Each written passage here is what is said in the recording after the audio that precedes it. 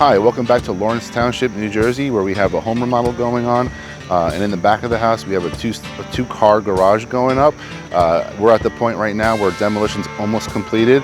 On the inside, we have a bit of layout changes going on, so some framing's being completed at this point as well. Let's go on the inside and take a look around.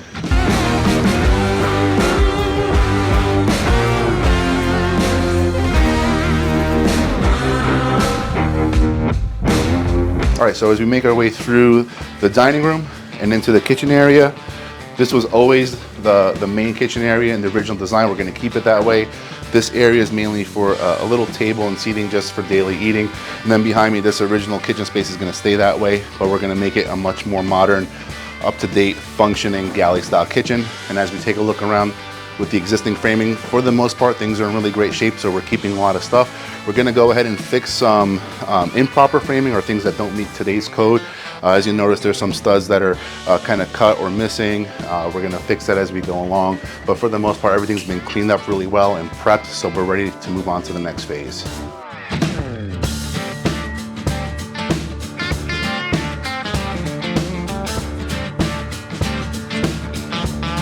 So welcome to the second floor. This hallway that I'm standing in here used to cut all the way through to the other side, and then that would bring you over to a smaller bedroom and a small hall bath. That layout doesn't work for the existing homeowner, so let me show you around and how we change this layout to make it work better for them. Coming through here, this used to be a closet area. We're now converting it over to the main master bedroom. As we come along here, there's gonna be a closet. As we come along further, this old hallway space was converted over to the new master bathroom. So this whole side of the second floor essentially becomes a master suite, and it's much more accommodating for daily use.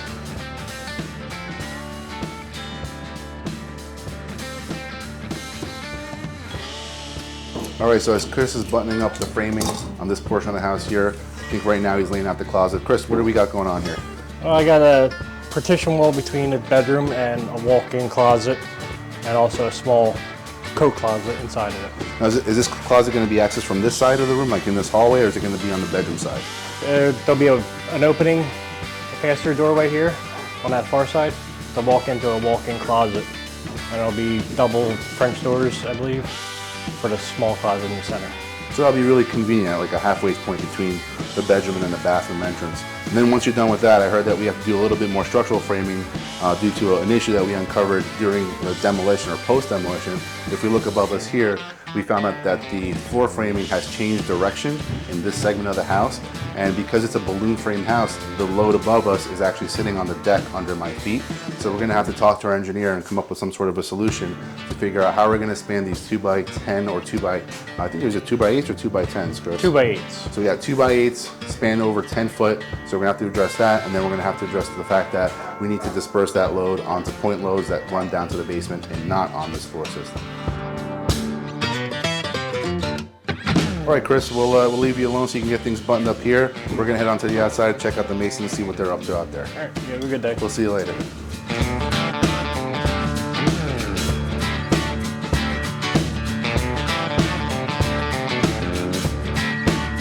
Chris, as I look around the perimeter of the foundation here, I'm noticing these rebar sticking out through the block. What is that in place for? So it's reinforcement from the footer to the block wall.